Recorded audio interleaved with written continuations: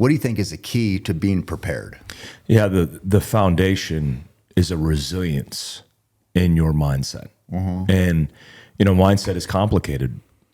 There's a lot to it.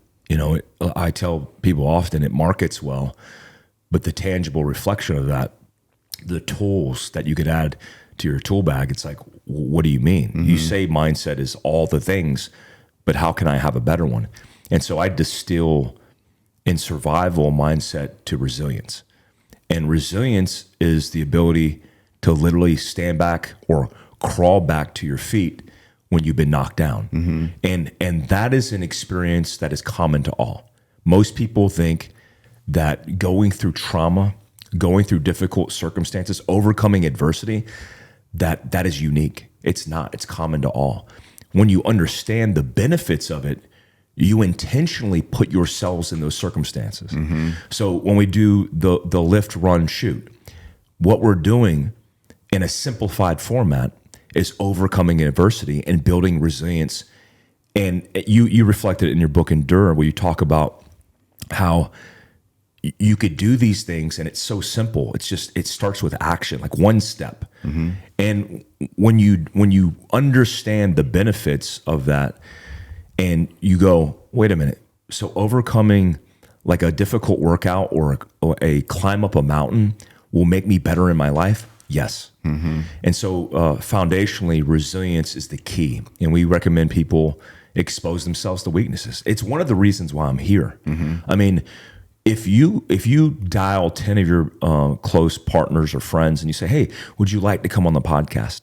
There is a 10 out of 10 likelihood that the people there from the lift, run, shoot will find a deficiency in those three things. They're a good runner, but man, they can't lift weights, right? They could lift weights because they're very strong, but they can't shoot a bow. And so they immediately identify their weakness, and if they're willing to volunteer and expose themselves to vulnerabilities, they become better. Like right now, sitting here after going through that experience, I'm better. I know what I got to work on. It's a great reset for me going, all right, you were exposed to weaknesses. You were suffering going up that hill. Your cardio sucks. This is not where you want to be. And so I have to make change.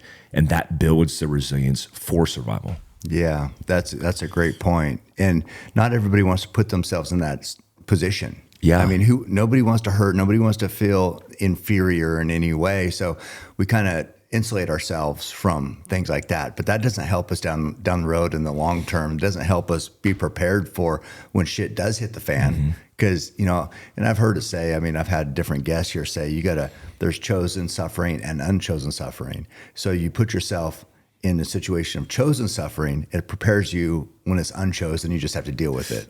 And that's pretty much what you're explaining, right? Yeah, I mean, I look back at my military career and some of the schools that I've been through, some of the selection processes I went through, and I soon discovered that the suffering that people went through in the selection or that process of determining who's supposed to be there and who's not was determined not based on the moment, but based on every moment before then. Every step, every suffering, every embracing of the suck, all of that made the test easier. And that's basic preparation in life, right? And so that whole methodology is a very good way to adopt a good, sound resilience in your life. And it's basic, right? And you go out and you learn the lesson because you go, man, I just suffered a lot. You go back and you adapt, and then you don't make that mistake again. Yeah. But a lot of us, because we're so comfortable and complacent, more so than we've ever been in human history, don't want that discomfort. Yeah. Yeah. And that by default makes us complacent.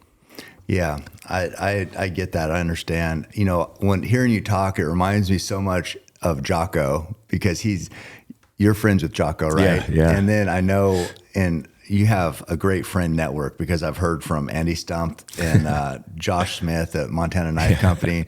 Everybody talks about how good you are. But I know Andy talked about, we did a podcast here, I think for his podcast a few years ago, but he talked about, I think in Buds, how it seems like it's 135 hours and you're just trying to make the guys feel like this is going to last forever, which if you just break it down, it's like, oh, I got to get to lunch. From lunch, I got to get to dinner. You break down into small little chunks. It doesn't, but their job to get people to quit is to make it seem overwhelming. But instead of overwhelming, let's break this down into this challenge right here. And this is what I'm doing. And it feels like it's just that mindset, just how you're interpreting whatever obstacle you're facing. Yeah, it has a lot to do with how you process and perceive the world around you. A lot of people can get overwhelmed and in stressful conditions. They obviously do. A lot of Americans aren't conditioned for stress. Mm-hmm. And so they have an expectation that they'll rise to the occasion, but we know that's not true. Right. And when you're focused on a 500-meter target, but obstacles are coming at you 5 meters at a time, then you're easily going to get overwhelmed by the circumstances. So yeah, it's small goals, small moments in time, even breath to breath. I mean, going up the hill, I know the tactics, right? I know I know the tactics to not quit. But when you look uphill and you have 80 pounds on your back, and I see you and you're 100 meters ahead of me, and I look down at the ground and I'm like, man, I'm suffering. I know one step at a time, one breath at a time, manage your heart rate, continue to move, and you'll be fine. Stop, take a break. You get 5 breaths of break, and then continue to move. So I'm going through these strategies on my own accord.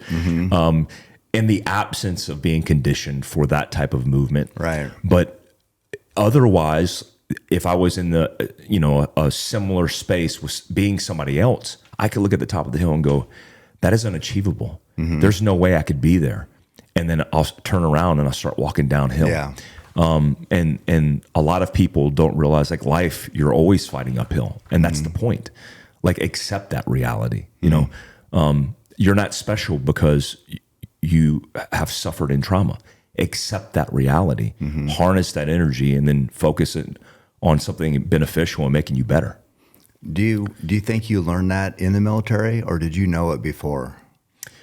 So I think I knew it before, but that's the household I grew up in. You know, I ran away when I was 16. I joined the Army when I was 17. I was, like you, grew up in a broken home, and that made me more resilient. I mean, a lot of kids who grew up in broken homes, that is the benefit. Now, what you do with that, what you choose to do with that, I think you reflected. I just love your book. That's why I'm harnessing this as a reference. Thank you. But when you talk about the boys who bullied you, those boys that bullied you, their outcome was choice, and they made poor choices, and that led them to a bad outcome. They chose to be those evil or bad people, and they had a broken home. And so on one side, you feel empathy for them, but on a personal side, being that person, you have a choice, right? You have free will. And so I knew from an early age, because I grew up in a difficult situation, that I was going to be better, especially when I went to basic training at the age of 17. And I saw guys that I expected to be men, and they were acting like children. Right. They were crying. They were crying over wanting to be home with their girlfriends. They couldn't take it anymore. They were quitting. And I'm like, man, this isn't even hard. Yeah. You know, and so I already had the resilience built, and that's beneficial. I mean, all those exposures in the military, you know, my experience compared to somebody who didn't have a military experience, I'm not better. I just had more opportunities to fail. Right. And through those opportunities, I learned a lot about myself, which recalibrated my position in life and makes me more resilient moving forward. Yeah. And now you're trying to teach those lessons that you learned. That's the point with the fieldcraft survival, right? Absolutely. You know, in the chapter leading the book, it's resilience. It's a mindset. And people expect, oh, I thought we were going to talk about the truck gun or the EDC pistol. Like, no. We're talking about how it starts, and it starts in your head. It starts in your body. It starts in your spirit. That's the first step in preparedness, not the tool. That's an enabler to your success, but it isn't the start point.